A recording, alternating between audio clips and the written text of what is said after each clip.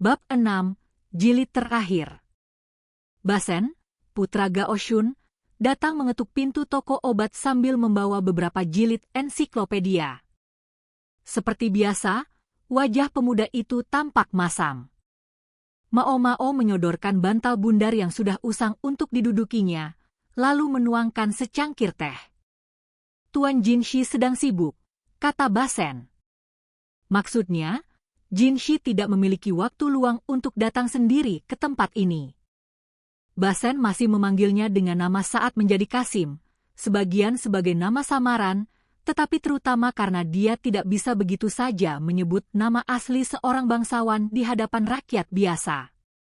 Di rumah Verdigris, para pelacur tampak heboh melihat Mao menerima tamu selain si pria tampan dan pengawalnya yang biasa datang. Terutama si nenek. Dia berusaha bersikap seolah tidak peduli, tetapi Mao bisa melihat sempoa di kepalanya mulai bergerak menghitung untung rugi. Berbeda dengan saat Jinshi datang, pintu toko kali ini dibiarkan terbuka lebar sehingga siapapun bisa melihat apa yang sedang mereka lakukan. Mungkin itu bentuk kehati-hatian Basen. Dengan begitu, tidak akan muncul gosip aneh tentang dirinya dan Mao. Aku membawa apa yang kau minta. Basen membuka kain pembungkusnya. Di dalamnya terdapat beberapa buku tebal. Salah satunya langsung dikenali Mao. Ensiklopedia Serangga. Bagian dari satu set ensiklopedia yang juga memuat jilid tentang burung, ikan, dan tumbuhan. Minat Mao memang lebih banyak tertuju pada tanaman obat. Jilid tentang tumbuhan sudah dibacanya berkali-kali. Sedangkan jilid serangga hanya pernah dibacanya sekilas. Semoga ada di sini. Menurut Sazen, tabib sebelumnya pernah meneliti belalang. Kalau begitu, catatannya pasti ada di buku ini. Namun, tidak ada. Dia membolak-balik halaman demi halaman berkali-kali. Tetap tidak menemukannya. Akhirnya Basen ikut membantu mencari.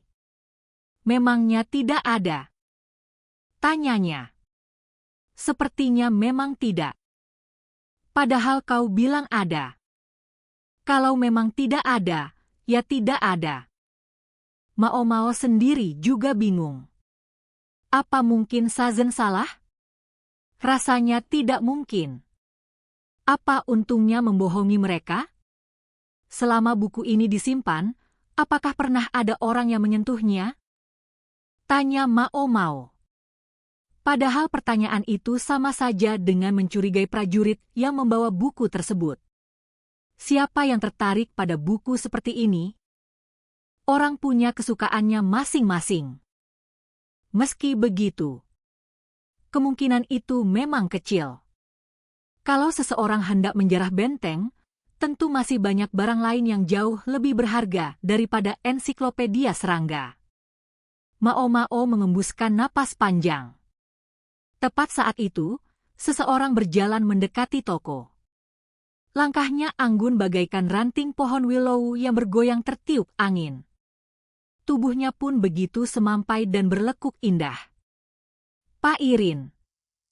Kakak perempuan Mao langsung mengernyit. Di belakang Pak Irin tampak si nenek mengikuti sambil berpura-pura tidak memperhatikan. Sepertinya dia sudah menilai Basen dari ujung kepala sampai ujung kaki. Pak Irin adalah pelacur yang sangat baik hati. Dia merupakan pelacur tertua di rumah Verdigris. Meski begitu, kecantikannya sama sekali belum memudar. Masih banyak pria yang tergila-gila padanya. Lihaku adalah contoh yang paling jelas. Dia juga dikenal sebagai penari terbaik di seluruh ibu kota. Selain itu, dia selalu memperlakukan para pelacur muda dan murid-murid magang dengan penuh kasih sayang. Namun, dia juga punya satu kelemahan besar. Pak Irin berdiri tepat di belakang Basen. Lalu dengan satu jari lentiknya, dia mengusap pipi pemuda itu perlahan. Basen nyaris melompat dari tempat duduknya. Meski begitu, entah bagaimana dia tetap berhasil tidak benar-benar berdiri. Sulit dijelaskan. Tubuhnya seperti melompat tanpa pernah meninggalkan duduknya. Oh, maaf. Tadi ada debu di bahumu. Jelas bohong. Kalau debunya ada di bahu, kenapa yang diusap justru pipinya? Setiap gerakan Pak Irin begitu anggun dan diperhitungkan. Seluruh tubuhnya memancarkan pesona seorang wanita dewasa. Matanya memang tersenyum lembut. Namun di mata Mao Mao, dia tampak seperti seekor binatang buas yang sedang kelaparan. Beberapa hari terakhir Pak Irin sedang minum teh. Artinya, dia sedang tidak menerima pelanggan. Bukan karena tidak ada yang menginginkannya. Justru sebaliknya. Dia terlalu laris. Dia hanya merasa tidak perlu bekerja setiap hari. Masalahnya, Pak Irin sendiri tidak suka terlalu lama minum teh. Keinginannya mulai tidak tersalurkan. Apa yang sedang terjadi? Basen berusaha mundur. Sayangnya toko itu terlalu sempit. Tak lama kemudian Pak Irin sudah berhasil memojokkannya. Aduh, masih ada. Diam saja, ya.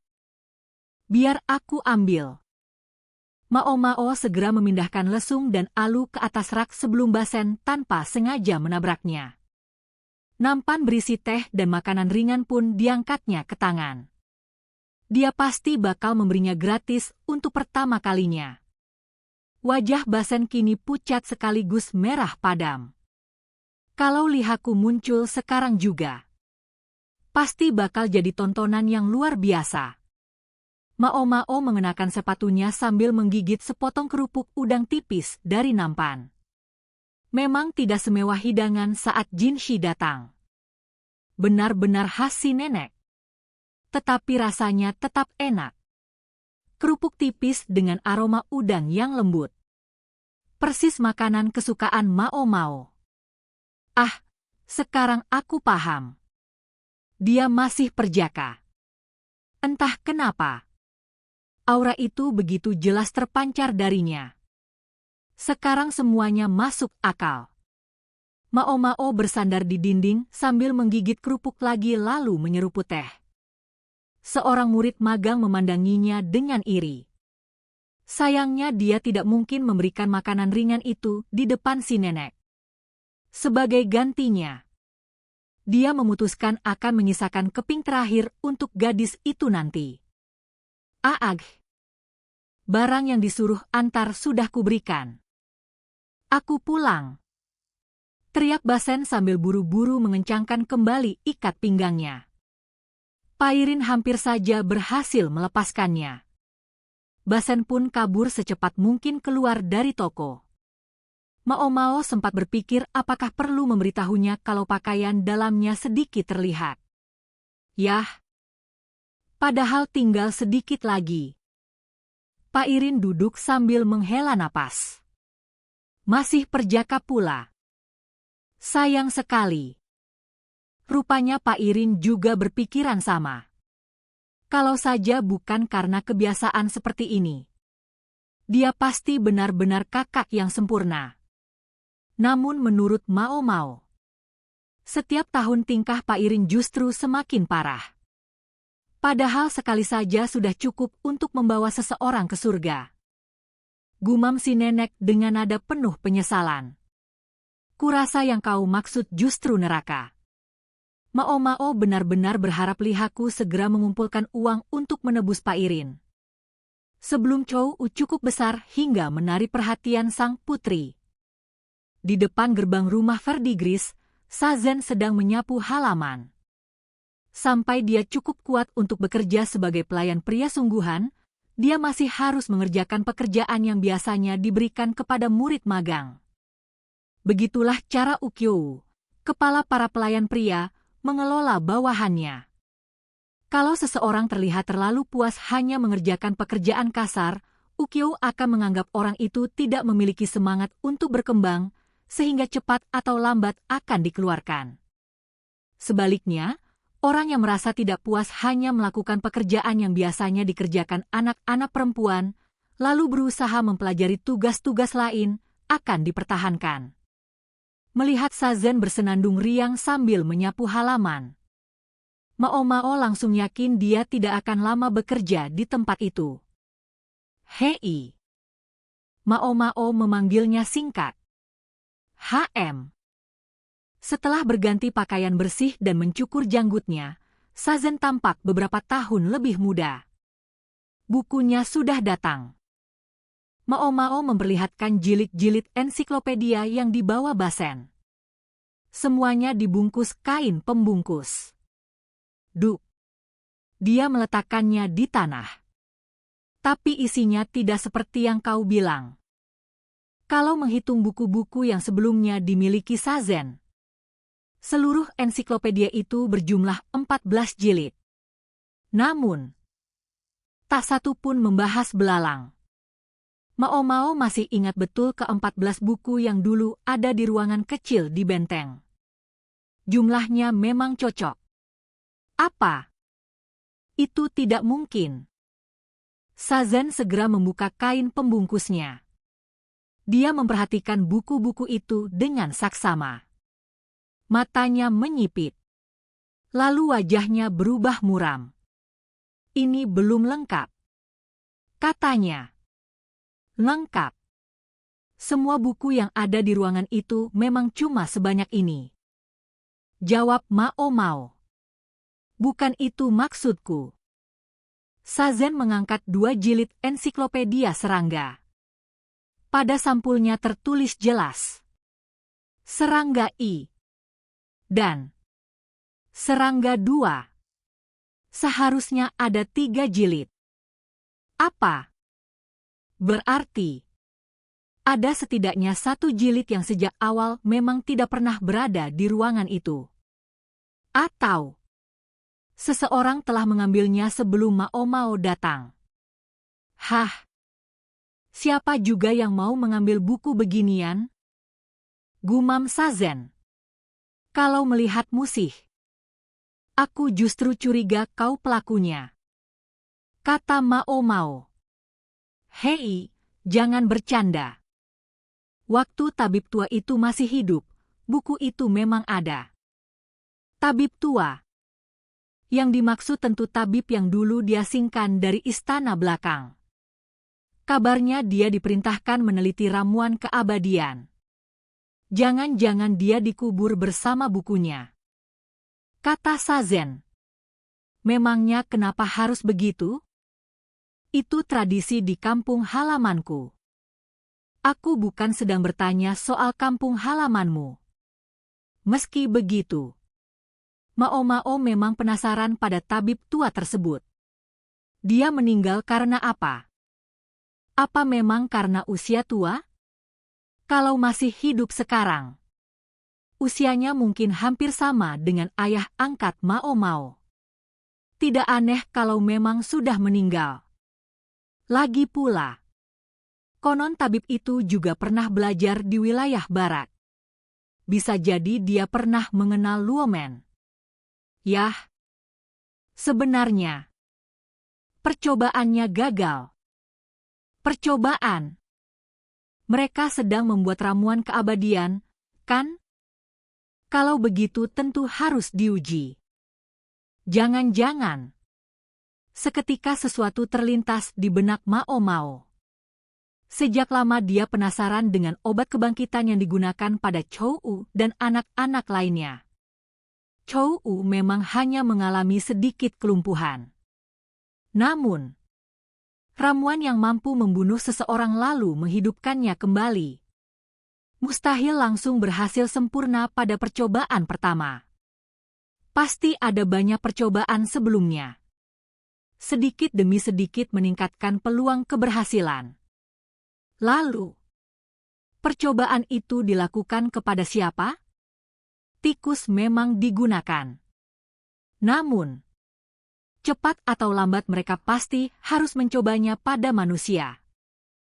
Hei! Kenapa kau tersenyum begitu? Sazen meringis. Barulah Mao Mao sadar. Entah sejak kapan. Sudut bibirnya sudah terangkat lebar. Katakan. Di mana dia dimakamkan? Aku tidak tahu. Itu bukan urusanku. Kalau begitu siapa yang tahu? Sazen menggaruk kepalanya. Kurasa. Suirei. Dia asisten tabib tua itu. Yang wajahnya selalu datar. Kalau tidak salah. Dia juga kakak tiri nona muda. Sesaat kemudian. Buk. Mao Mao memukul bahu Sazen sekuat tenaga. Kenapa dia baru menyadarinya sekarang? Suirei. Penyintas klan Shi. Cucu mendiang kaisar. Sekaligus kakak tiri Shisui. Aduh. Kenapa memukulku? Aku mengerti sekarang. Kau lanjut menyapu saja. Jangan bermalas-malasan. Mao Mao membungkus kembali buku-buku itu. Lalu berlari menuju toko obatnya. Dia segera menulis sepucuk surat. Dia meminta seorang pelayan pria mengantarkan surat itu secepat mungkin. Tentu saja dia tidak mungkin mengirim surat langsung kepada Jinshi. Biasanya surat-suratnya ditujukan kepada Gaoshun atau Basen. Namun, karena Basen terkadang masih tampak kurang bisa diandalkan. Akhir-akhir ini dia lebih sering mengirimkannya kepada Gaoshun. Keesokan paginya, balasan datang dengan sangat cepat. Tak lama kemudian sebuah kereta tiba untuk menjemputnya. Tujuannya adalah tempat tinggal Suirei. Menurut kabar, sekarang Suirei tinggal bersama Ah Duo, mantan permaisuri tingkat tinggi. Mao Mao menyerahkan jilid-jilid ensiklopedia kepada pelayan yang ikut datang bersama kereta. Lalu menutup pintu toko obatnya. Wah, kau mau pergi? Enak sekali. Chou U menarik lengan bajunya. Bawa aku juga.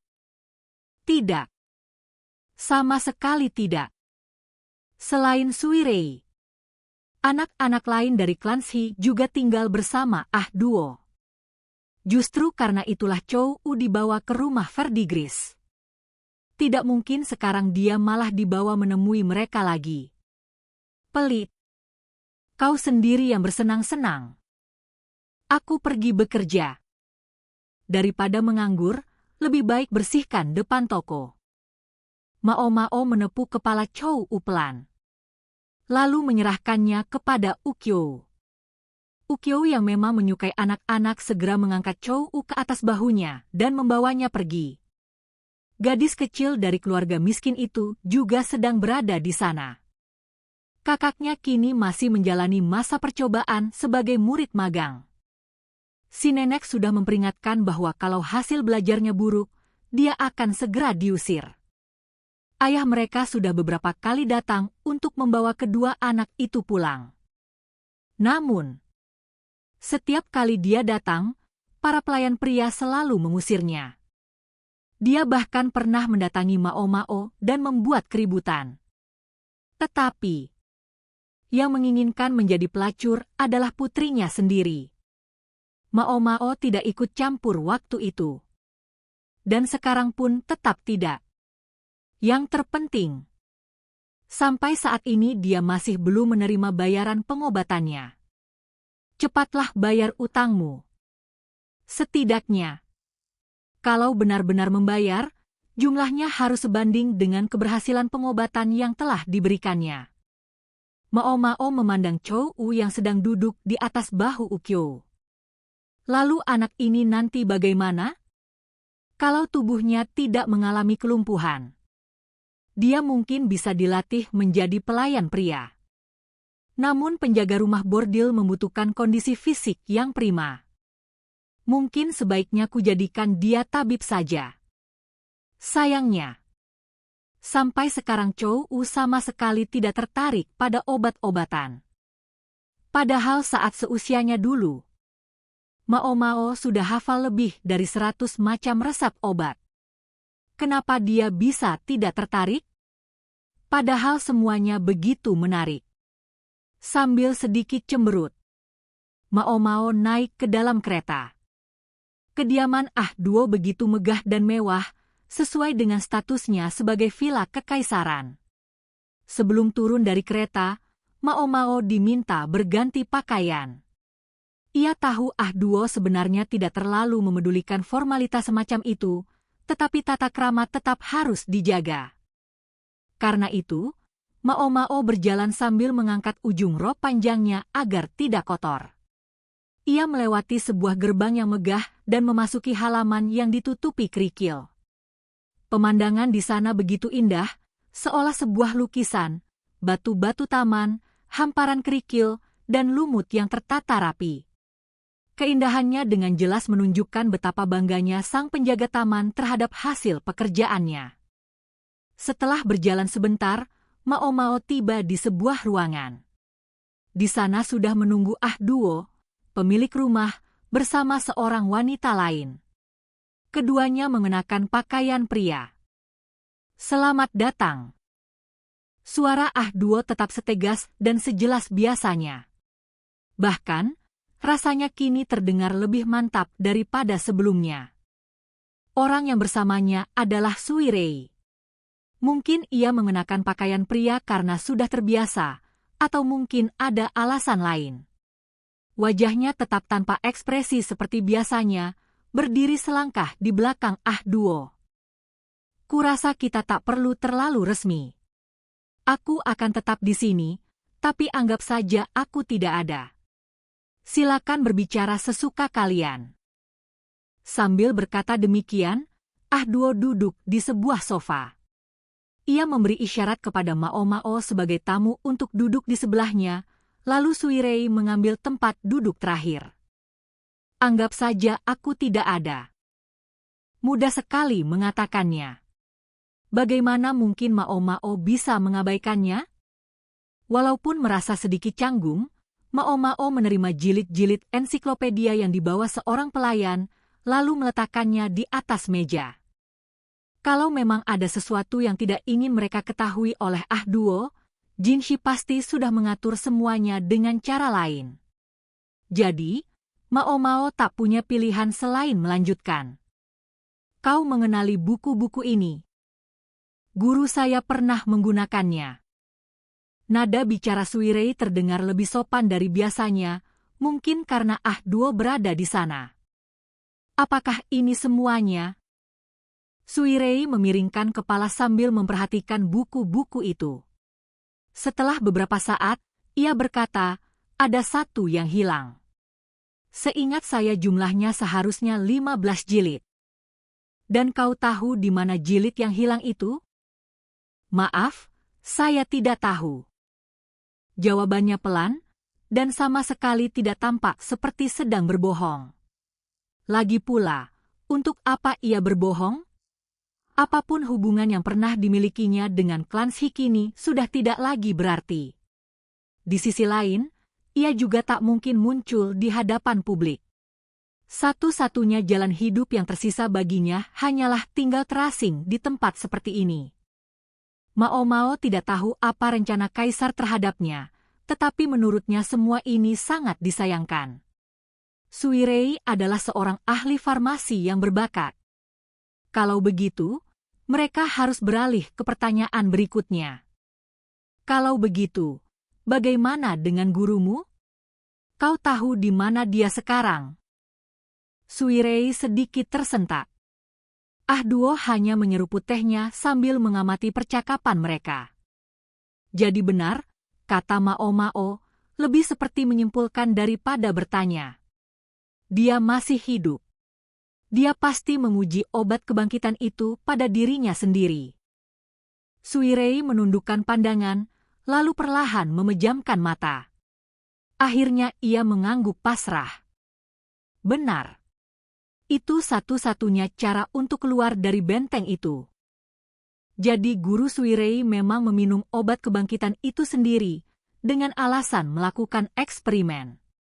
Dan dari cara Suirei berbicara, jelas ia berhasil selamat. Namun Suirei menambahkan, kalian tidak akan mendapatkan jawaban yang kalian cari darinya. Bahkan berbicara dengannya pun tidak akan ada gunanya. Apa maksudmu? Mata Suirei sedikit membelalak. Anak itu, Chou-u, begitu kalian memanggilnya sekarang, bukan? Kalian tahu apa yang terjadi padanya. Apa kalian tidak bisa menghubungkan semuanya? Chou-u memang pernah meminum obat itu, mati, lalu hidup kembali. Namun setelah itu, salah satu sisi tubuhnya mengalami gangguan, dan ia kehilangan semua ingatannya. Maksudmu gurumu juga kehilangan ingatan? Bukan persis begitu, tapi kurang lebih benar. Bahkan mungkin kalian sudah pernah bertemu dengannya tanpa menyadarinya. Apa maksudmu? Tatapan Suirei kembali merunduk dengan sedih. Kau ingat kota pemandian air panas itu? Tentu. Desa tersembunyi yang memuja Dewa Rubah. Cahaya lentera-lentera di sana masih terpatri jelas dalam ingatan Mao Mao. Salah satu lelaki tua yang terbaring di tempat tidur di sana adalah guru saya. Kota pemandian itu memang menjadi tempat orang-orang memulihkan kesehatan, dan ada lebih dari satu orang tua yang terbaring sakit. Dia sudah tidak mengingat siapa dirinya dulu. Kalau saja kondisinya masih sehat, aku yakin dia tidak akan pernah membayangkan menyeretmu ke dalam semua itu. Wajah Suirei kembali muram ketika mengucapkan kata dia. Mao Mao tidak tahu hubungan seperti apa yang terjalin antara Suirei dan Shisui sebagai saudara seibu, tetapi ia yakin Suirei cukup cerdas untuk menyadari bahwa dirinya sendiri adalah salah satu alasan mengapa Shisui melakukan semua itu. Shisui mungkin memang ingin membawa kemakmuran bagi negeri ini, tetapi ia juga ingin membebaskan kakak perempuannya dari cengkeraman ibu mereka. Begitu. Tubuh Mao Mao langsung lemas karena kecewa. Baru saja ia mulai berharap bisa mendapatkan jawaban. Tidak. Belum waktunya menyerah. Kalau begitu, aku ingin tahu tentang penelitian gurumu mengenai belalang. Mao Mao meletakkan 2 jilid ensiklopedia tentang serangga di depan Suirei. Namun Suirei kembali menggeleng. Saya sama sekali tidak terlibat dalam penelitian itu. Saya benci serangga. Itu justru keahliannya. Begitu ya? Suirei memang mengembangkan fobia terhadap ular dan serangga akibat pendidikan, atau lebih tepatnya penyiksaan, yang pernah dialaminya. Dan gadis lain yang dimaksud Suirei kini telah tiada. Bahunya Mao Mao kembali terkulai. Ketika guru saya diperintahkan menciptakan ramuan keabadian, hampir semua hasil penelitiannya sampai saat itu dimusnahkan. Yang berhasil ia selamatkan hanyalah sebagian kecil yang tersimpan di ruangan itu. Jadi seluruh penelitian lain dihancurkan agar ia bisa berkonsentrasi membuat ramuan keabadian. Namun guru Suirei tetap ingin melanjutkan penelitian tentang belalang. Karena itu ia memanfaatkan Sazen, orang yang bertugas menyediakan berbagai kebutuhan baginya, untuk melakukan penyelidikan. Tiba-tiba Ah Duo, yang sejak tadi hanya diam, angkat bicara. Begitu rupanya. Ia meletakkan cangkir tehnya di atas meja, lalu memandang Suirei. Dia tampaknya benar-benar seorang gadis yang luar biasa cerdas. Seberapa cerdas pun dia, sekarang semuanya sudah berakhir. Dia sudah tiada. Dan tak ada seorang pun yang bisa membawanya kembali. Suirei tampaknya sudah menerima kenyataan atas kepergian adiknya. Mao Mao mengepalkan tangannya. Dan menurutmu, seseorang yang begitu cerdas tidak akan meninggalkan sesuatu di belakang? Pikiran Mao Mao seolah tersambar petir. Terdengar bunyi keras saat Suirei tiba-tiba berdiri, membuat Mao Mao spontan menahan meja dengan tangannya. Maafkan saya. Tidak apa-apa. Tak perlu terlalu kaku, kata Ah Duo. Aku tidak suka formalitas yang berlebihan. Santai saja. Kau tahu aku bukan orang yang mementingkan tata cara. Bukan, pikir Mao Mao. Saat seperti ini memang pantas untuk meminta maaf. Namun kata-kata Ah Duo baru saja membangkitkan sesuatu di benaknya. Apa itu? Apa ya? Ia mencoba mengingat. Apakah sesuatu yang terjadi di benteng? Atau sebelum itu? Di istana belakang? Di kantor pengobatan? Bukan. Pasti. Mao Mao menepuk meja keras-keras. Klinik. Bagaimana dengan klinik? Apa yang terjadi di sana? Tepat sebelum diculik dari istana belakang, Mao Mao sedang berada di klinik. Di sanalah ia melihatnya. Sebuah buku di rak. Ensiklopedia. Tentang serangga. Shisui memang selalu teliti. Mao Mao membayangkan wajah gadis muda yang tak akan pernah ditemuinya lagi, lalu tersenyum. Memikirkan bahwa Shisui telah memanfaatkan satu-satunya kesempatan yang mungkin untuk menunjukkan petunjuk itu kepadanya mengalahkan rasa sedih yang memenuhi dadanya, bahkan membuat senyumnya semakin lebar. Dengan wajah jahil Shisui terbayang jelas di benaknya, Mao Mao kembali menghantam meja dengan keras. Klinik itu untuk sementara waktu ditutup, demikian yang diberitahukan kepada Mao Mao. Mungkin tidak semua wanita yang bekerja di sana mengetahui rencana pelarian tersebut, tetapi siapapun yang mengetahuinya telah melakukan kejahatan serius. Dan kejahatan Shenlu adalah yang paling berat di antara semuanya. Ia sempat mencoba bunuh diri, tetapi berhasil dihentikan lalu ditangkap. Meski begitu, istana belakang tidak mungkin berjalan tanpa keberadaan klinik. Karena itulah tempat itu akhirnya dibuka kembali, meskipun kini berada di bawah pengawasan seorang Kasim. Namun, semua barang yang ada di klinik saat Mao Mao diculik telah disita, termasuk ensiklopedia itu. Apakah ini yang kau cari? Jinshi mengulurkan sebuah buku kepadanya. Rupanya hari itu ia sedang libur. Di luar toko obat, Gao Shun menerima secangkir teh dari salah seorang murid magang. Kalau boleh. Mao Mao menerima buku itu, lalu membalik halamannya hingga menemukan bagian yang dipenuhi catatan di pinggir halaman. Ia membukanya perlahan, dan selembar kertas yang penuh tulisan jatuh ke lantai. Mao Mao meletakkan buku itu agar Jinshi bisa melihat isinya, kemudian dengan hati-hati memungut lembaran yang terjatuh. Ya, ini dia. Lembaran itu dipenuhi ilustrasi serangga yang digambar dengan sangat rinci. Semuanya tampak mirip satu sama lain, dan karena keterangannya bertuliskan belalang, kemungkinan besar memang itulah serangga-serangga tersebut. Beberapa gambar memperlihatkan bentuk tubuh secara utuh, sementara yang lain hanya memperlihatkan bagian kaki atau sayap secara mendetail. Bahkan ada sedikit pewarnaan, meskipun warnanya sudah mulai memudar. Ilustrasi-ilustrasi itu tampaknya terbagi menjadi dua kelompok besar, atau bahkan tiga jika diperhatikan lebih saksama. Mao Mao mulai merangkum isinya sambil membaca. Sepertinya ini adalah bentuk normal seekor belalang. Ia menunjuk gambar yang diwarnai hijau. Dari gambar tubuh utuh memang sulit melihat perbedaannya, tetapi dari gambar sayap tampak bahwa sayap belalang hijau sedikit lebih pendek dibandingkan dua jenis lainnya. Sedangkan yang ini adalah jenis yang diperkirakan akan berkembang biak tahun ini, lanjutnya. Jenis inilah yang menyebabkan wabah belalang. Sebenarnya Jinshi mampu membaca sendiri isi tulisan itu, tetapi Mao Mao tetap merasa perlu mengucapkannya dengan suara keras. Dengan begitu informasi tersebut lebih mudah melekat di ingatannya. Jinshi tidak menghentikannya, mungkin ia juga berpikiran sama.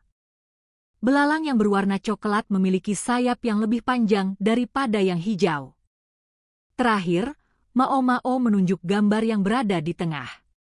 Ukurannya berada di antara belalang hijau dan coklat, sementara warnanya juga merupakan perpaduan keduanya. Dan di sini tertulis bahwa kemungkinan jenis inilah yang menyebabkan kerusakan panen berskala kecil tahun lalu. Jadi ini merupakan tahap peralihan menuju belalang coklat. Sepertinya begitu. Dalam kondisi tertentu, warna tubuh dan bentuk sayap belalang berubah. Perubahan itu terjadi selama beberapa generasi, sementara jumlah mereka bertambah setiap kali berkembang biak. Mengenai apakah perubahan bentuk tubuh terjadi karena populasinya meningkat, atau justru populasi meningkat akibat perubahan bentuk tubuh tersebut, penulis naskah menduga kemungkinan yang pertama lebih benar. Dengan kata lain, kerusakan panen kecil yang terjadi sebelumnya hanyalah pertanda akan datangnya bencana yang jauh lebih besar. Jadi maksudmu tahun ini akan terjadi kelaparan yang lebih luas? Ya. Hanya saja kita belum bisa memastikan seberapa besar skalanya. Yang jelas, bila mereka salah memperkirakan situasi, sangat banyak orang bisa mati kelaparan. Orang mungkin berkata, itu cuma serangga. Namun terkadang kawanan serangga mampu menutupi langit dan melahap seluruh tanaman yang terlihat. Mao-Mao, yang lahir dan besar di ibu kota, belum pernah menyaksikan kejadian seperti itu secara langsung. Akan tetapi, cukup banyak gadis di distrik hiburan yang berasal dari keluarga petani dan dijual karena wabah belalang semacam itu membuat keluarga mereka kehilangan seluruh sumber makanan. Dan waktunya benar-benar buruk. Seluruh negeri masih dihebohkan oleh kehancuran klan Shi pada tahun sebelumnya. Jika setahun setelah kehancuran klan itu muncul wabah belalang besar, masyarakat tentu akan menganggapnya sebagai pertanda buruk bagi negeri. Namun itulah bukan yang paling ingin diketahui Mao-Mao maupun Jin Shi. Yang ingin mereka ketahui adalah, jika orang ini telah meneliti wabah belalang, apakah ia juga menemukan cara untuk menghentikannya? Sayangnya, tidak ada satupun catatan yang menunjukkan adanya bahan kimia luar biasa ampuh. Yang tertulis hanya bahwa ketika kerusakan tanaman masih berskala kecil, masalah itu harus segera ditangani sebelum berkembang ke tahap berikutnya. Untuk tujuan itu, naskah tersebut mencantumkan beberapa cara. Semuanya pada dasarnya mengandalkan jumlah tenaga manusia. Cara terbaik adalah memusnahkan belalang ketika masih berada pada fase larva, dan catatan itu menjelaskan beberapa resep insektisida yang dianggap paling efektif. Bahan-bahannya relatif mudah diperoleh, barangkali memang dipilih karena jumlah insektisida yang dibutuhkan akan sangat banyak. Jika belalang sudah menjadi dewasa, metode yang disarankan adalah menyalakan api unggun besar. Cara kuno itu memang telah lama digunakan untuk mengendalikan serangga, terutama pada musim panas. Belalang akan terbang menuju cahaya api lalu terbakar dengan sendirinya. Setelah semua ini, ternyata kita tidak benar-benar mendapatkan sesuatu yang berarti, gumam Mao-Mao. Aku tidak setuju. Akan jauh lebih buruk jika kita sama sekali tidak mengetahui semua ini. Bahkan hanya mendapatkan resep insektisida saja sudah merupakan hasil yang berharga. Jin Shi menggaruk kepalanya, lalu mengeluarkan sebuah peta besar dari balik jubahnya. Peta itu memperlihatkan negeri Li, mulai dari ibu kota di bagian tengah hingga provinsi Shihokushu di utara, bahkan mencakup wilayah paling barat. Beberapa lokasi ditandai dengan lingkaran tinta merah. Nama wilayah pusat masih Kaishu. Mengenai apakah nama Shihokushu, yang masih mengandung nama klan Shi, akan diubah di masa mendatang, belum ada keputusan apapun. Untuk sementara, tampaknya belum ada rencana menggantinya. Ini adalah desa-desa pertanian yang melaporkan kerusakan panen, kata Jin Shi. Apa kau melihat sesuatu yang aneh? Maaf, aku tidak yakin apa yang seharusnya kulihat. Mao-Mao pernah mendengar bahwa kerusakan akibat belalang biasanya terjadi di dataran terbuka, dan memang semua desa yang ditandai berada di wilayah seperti itu. Mungkin karena daerah terbuka memberi ruang bagi belalang untuk berkembang biak. Mungkin. Tapi wilayah ini sudah puluhan tahun tidak mengalami serangan belalang besar. Jinshi menggerakkan jarinya mengelilingi satu bagian peta. Wilayah utara yang dahulu dikuasai klan Shi. Daerah itu terkenal kaya akan sumber daya alam, dikelilingi hutan dan pegunungan. Jari Jinshi mengetuk bagian hutan dengan kesal. Bukankah seharusnya hutan dipenuhi burung yang memakan serangga? Tanya Mao Mao. Lucunya, memang begitu. Jinshi kembali menggaruk kepalanya dengan canggung. Pada dasarnya, Shihokushu memang dahulu dipenuhi hutan lebat. Namun kayu-kayunya kini hampir habis ditebang. Permaisuri yang pernah memerintah dahulu melarang penebangan pohon secara sembarangan. Akan tetapi, setelah beliau wafat, sebagian anggota klan Shi yang serakah diam-diam kembali menebangi hutan tanpa melapor kepada pemerintah pusat. Kayu yang dijual di dalam negeri sengaja dipatok dengan harga tinggi agar tidak menimbulkan kecurigaan, sementara sisanya dijual ke negara-negara tetangga. Penebangan itu terus berlangsung hingga sumber daya alam di wilayah tersebut nyaris habis. Biar ku tebak. Karena itu burung-burung ikut menghilang, sehingga tak ada lagi yang mengendalikan populasi belalang. Dugaan yang sangat masuk akal. Wah, benar-benar menyedihkan. Jadi, setidaknya sebagian dari kemurungan Jinshi kini bisa dijelaskan. Harapannya untuk memanfaatkan sumber daya kayu dari Shihokushu telah pupus. Kemungkinan besar ia semula berniat menutupi kekurangan hasil panen dengan menjual kayu, lalu menggunakan keuntungannya untuk membeli gandum. Namun kenyataan ini menghancurkan rencana tersebut. Tunggu. Kalau dugaan Jinshi benar, Mao Mao merasa ia mulai mengerti mengapa permaisuri yang pernah memerintah dahulu membatasi penebangan hutan. Namun pemikiran itu ia simpan untuk nanti. Sebagai gantinya, ia kembali menatap diagram-diagram dalam ensiklopedia itu. Ia mengulang-ulang membaca resep insektisida beberapa kali, lalu akhirnya berdiri. Ia mengambil sebuah buku lain dari rak, membalik beberapa halamannya, kemudian memperlihatkannya kepada Jinshi. Kurasa resep ini tidak akan menghasilkan insektisida dalam jumlah yang cukup. Aku akan menyiapkan yang lain juga, meskipun mungkin efektivitasnya tidak sebaik ini. Kemudian sebuah ide lain muncul di benaknya. Menurutmu, apakah mungkin membakar daerah tempat larva-larva itu ditemukan? Tergantung lokasinya, kurasa. Tapi memang benar, api mungkin merupakan cara tercepat. Mao Mao mencoba memikirkan usulan lain. Yang terpikir olehku hanya, mungkin kita harus melarang perburuan burung gereja.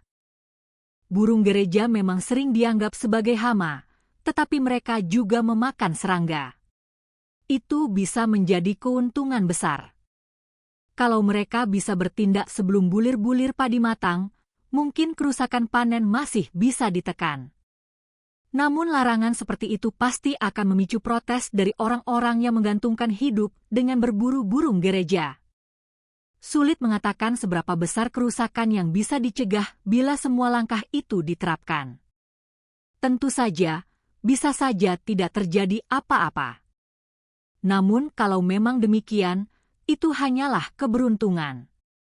Tugas orang-orang yang menjalankan pemerintahan adalah menghilangkan kemungkinan terjadinya krisis, meskipun usaha mereka tidak selalu dihargai oleh rakyat. Melarang perburuan burung gereja? Kalau diterapkan terlalu mendadak, bisa-bisa malah memicu pemberontakan, kata Jinshi. Bahkan di ibu kota pun ada banyak tempat yang menyajikan hidangan berbahan burung gereja. Makanan itu tergolong hidangan biasa dan dapat ditemukan hampir di mana-mana. Kalau saja ada sesuatu yang bisa menggantikannya. Tiba-tiba Mao Mao mendapat ilham. Bagaimana kalau kau membuat orang-orang percaya bahwa hidangan belalang sedang menjadi tren di istana? Kalau begitu, orang akan mengira para bangsawan sedang mencari belalang untuk disantap, sehingga semakin banyak orang yang menangkapnya. Dan jika kaisar sendiri memakannya, para bangsawan yang gemar mengikuti kebiasaan beliau tentu akan ikut melakukannya. Hanya ada satu masalah. Jinshi membeku di tempat. Wajahnya yang biasanya begitu tampan kini pucat pasi. Astaga, orang ini benar-benar. Mao Mao bahkan sempat terpikir untuk mengeluarkan sisa belalang rebus saat itu juga. Akhirnya Jinshi bergerak lagi. Namun yang ia lakukan hanyalah mendongak, menekan dahinya dengan jari, lalu menghela napas panjang. Tampaknya ia sedang bergulat dengan pikirannya sendiri. Setelah cukup lama, akhirnya ia berkata, "Mungkin kita bisa mempertimbangkannya sebagai pilihan terakhir. Kalau jumlah belalangnya tidak terlalu banyak, kita tidak akan sampai sejauh itu." Meski berkata demikian, Mao Mao sedikit kecewa. Namun setidaknya ia bisa melihat bahwa kini Jinshi jauh lebih bertekad untuk melakukan sesuatu dibanding sebelumnya. Rupanya ia benar-benar sangat membenci gagasan memakan belalang.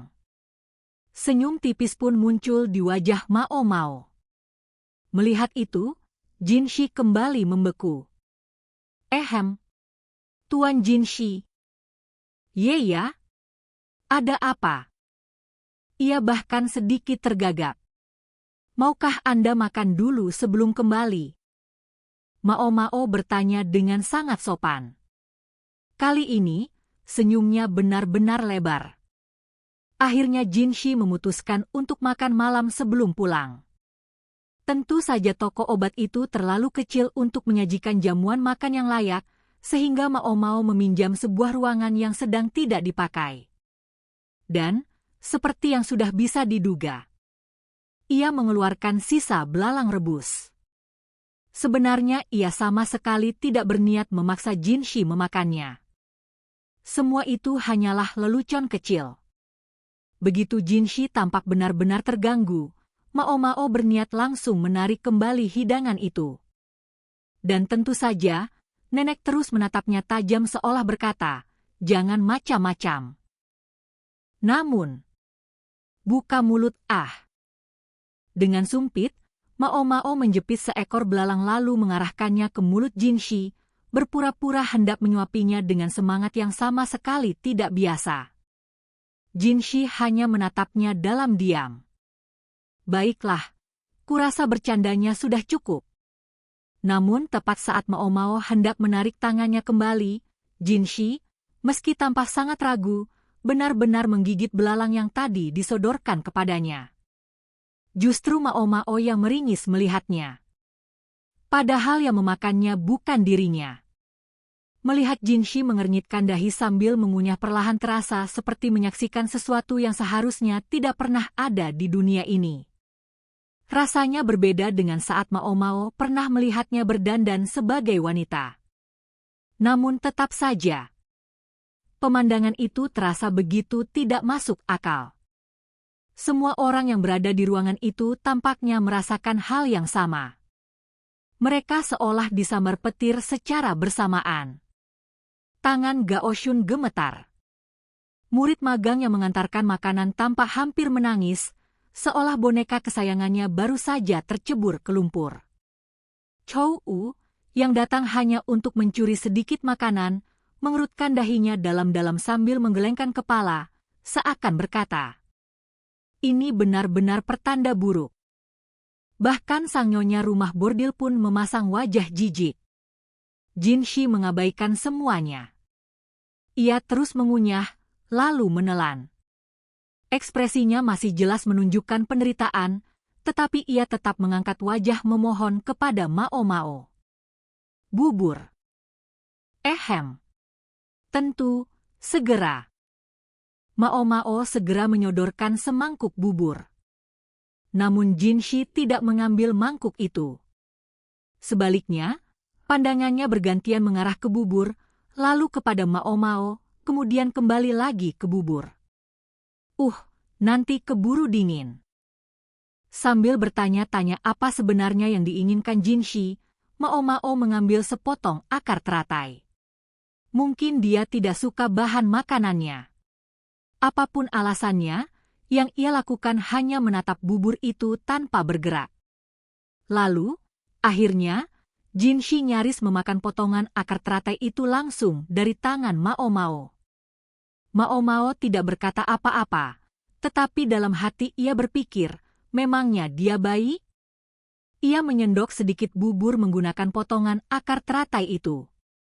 Buburnya hampir tumpah, jadi ia segera mengarahkannya ke mulut Jinshi. Jinshi pun melahapnya dengan lahap. Sambil mengernyit, Mao Mao kemudian menjepit seekor belalang dengan sumpitnya. Jinshi juga mengernyit, tetapi tetap menggigit belalang itu. Terdengar Gao Shun menarik napas tajam. Disusul suara benda kecil terjatuh.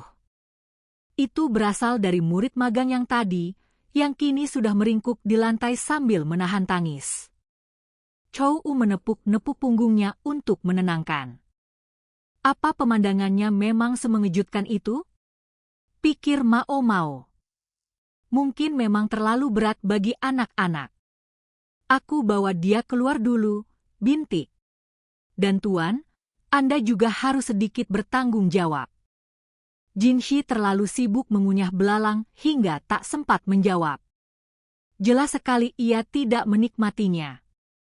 Namun setiap kali Mao Mao menyodorkan belalang berikutnya, ia tetap menurut dan memakannya. Chou U kemudian menggandeng gadis kecil itu keluar dari ruangan. Ingus sudah mengalir dari hidungnya karena menangis. Sepertinya aku benar-benar sudah melakukan hal buruk, pikir Mao Mao. Karena wajah Jinshi yang luar biasa tampan, ia sebisa mungkin tidak memperlihatkan dirinya di rumah Verdigris lebih dari yang diperlukan. Sang nyonya tidak ingin para pelacur melihatnya, apalagi jika ia tidak datang sebagai pelanggan. Karena itulah yang mengantarkan makanannya adalah gadis kecil bisu, adik dari dua bersaudara yang berasal dari kawasan kumuh. Gadis itu sebenarnya tidak pernah dijual secara resmi. Namun daripada mengembalikannya kepada ayahnya, mereka memutuskan membiarkannya tinggal di rumah Verdigris. Tentu saja ada syaratnya. Sang nyonya bukan orang yang cukup murah hati untuk memberi makan dan tempat tinggal secara cuma-cuma. Sebagai gantinya, gadis kecil itu bekerja layaknya murid magang. Sifatnya memang sangat penakut. Namun jika pilihannya adalah kembali kepada ayahnya, ia lebih memilih bekerja sekeras apapun. Chou U, yang menganggap dirinya raja anak-anak nakal, sering membela murid magang yang gugup itu. Dia anak buah setiaku, katanya suatu kali, seolah mereka adalah anggota sebuah geng. Setelah akhirnya berhasil menelan belalang itu, Jinshi kembali memandang Mao Mao. Ya, mengerti. Mao Mao kembali mengangkat potongan akar teratai berisi bubur ke depan mulutnya. Setelah Jinshi pulang, Chou U muncul kembali. Rupanya ia sudah selesai menjaga murid magang tadi. Hei, bintik. Yang mengejutkan Mao Mao, bocah itu membawa kuas dan beberapa lembar kertas. Dari mana kau mendapatkan kertas itu? Nenek yang memberikannya. Nenek pelit itu? Wanita tua itu menghitung setiap keping uang yang masuk ke tangannya. Mao Mao sama sekali tidak percaya ia akan dengan sukarela memberikan sesuatu semewah kertas. Pokoknya dia bilang aku boleh memakainya. Nah, sekarang duduklah di sana. Buat apa? Mao Mao ingin segera membereskan toko lalu pulang, bukan memenuhi permintaan seorang bocah. Ia baru saja hendak mengusir Chou U ketika terdengar suara serak dari belakang. HMPH, dengarkan saja, kata Chou U. Malam ini kau menginap di sini. Repot kalau harus menyalakan api lagi begitu sampai rumah, bukan? Bahkan baju tidurmu sudah kusiapkan. Nenek, sebenarnya ada apa? Jangan-jangan melihat sesuatu yang begitu mengerikan tadi membuatmu jadi pikun? Menghadapi sang nyonya yang tiba-tiba bersikap baik, kata-kata itu begitu saja meluncur dari mulut Mao Mao. Seketika buku-buku jari wanita tua itu menghantam kepala Mao Mao dengan kecepatan yang sama sekali tidak pantas dimiliki orang seusianya. Meski sudah sebelah kaki masuk liang kubur, wanita tua itu masih lebih tinggi daripada Mao Mao, dan pukulannya cukup keras hingga membuat Mao Mao sempoyongan. Jangan banyak tanya. Tikar tidur sudah kubentangkan di ruangan yang tadi kita pakai. Mandi dulu sebelum tidur.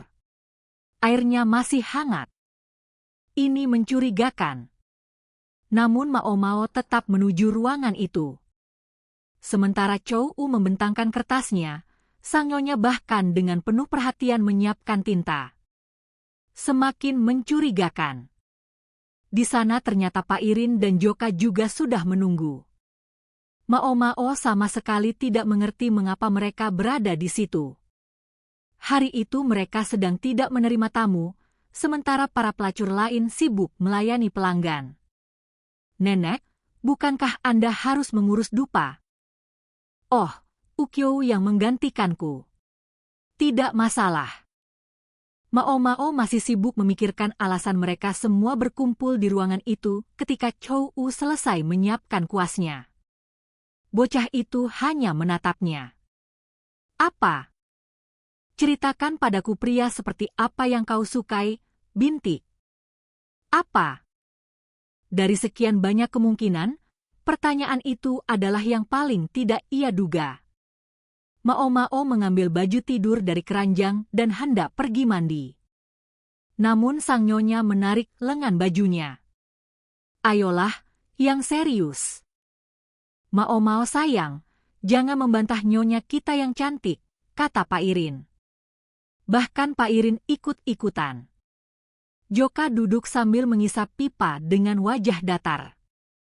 Pada jam seperti ini biasanya pelanggan mulai berdatangan ke rumah bordil, tetapi ruangan tersebut memang disediakan khusus bagi tamu yang menginginkan privasi, sehingga kecil kemungkinan ada orang masuk.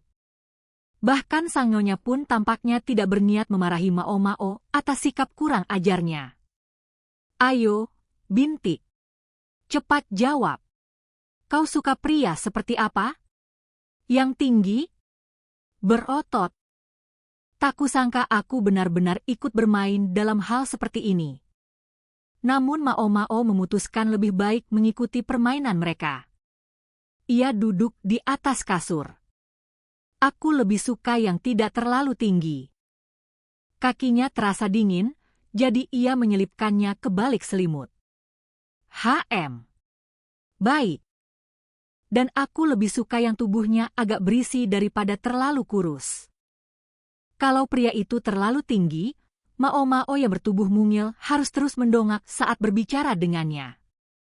Sedangkan kalau terlalu kurus, orang-orang bisa mengira ia tidak memberi makan suaminya dengan baik. Ia jelas tidak menginginkan itu. Kalau kumis atau jenggot, aku tidak keberatan, asal jangan terlalu lebat. Kumis atau jenggot memang bisa terlihat jantan. Namun bagi Mao Mao, itu juga mudah terlihat jorok. Ia selalu merasa kesal melihat pria yang bahkan membiarkan butiran nasi tersangkut di janggutnya.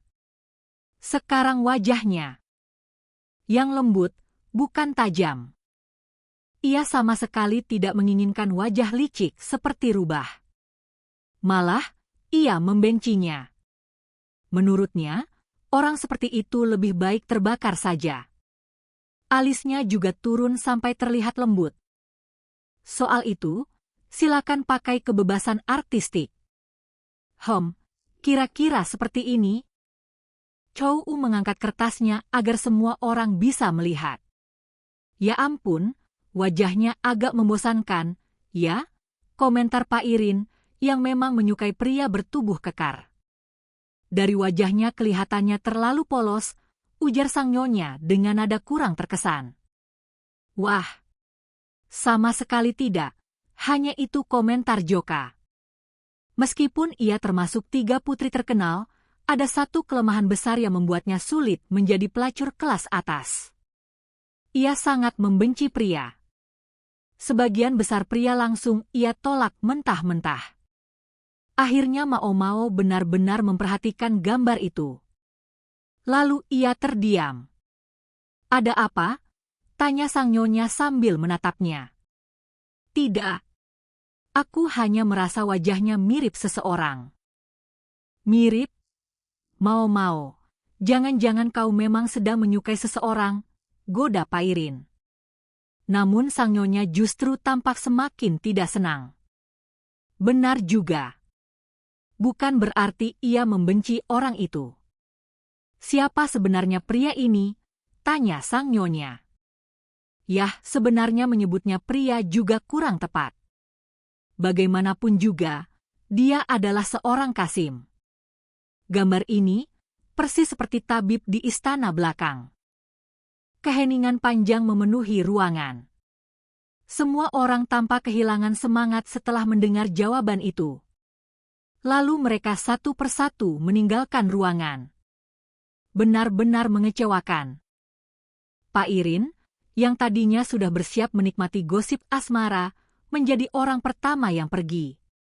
Sebelum keluar ia sempat melirik Mao Mao, tetapi Mao Mao pura-pura tidak menyadarinya. Sang nyonya juga pergi dengan wajah seolah tidak ada lagi hal yang menarik untuk dibahas. Sementara itu Chou Wu menuju kamar mandi. Kini hanya Joka yang tersisa bersama Mao Mao. Ia masih mengisap pipanya. Wanita itu membuka jendela hingga udara malam yang dingin masuk ke dalam ruangan.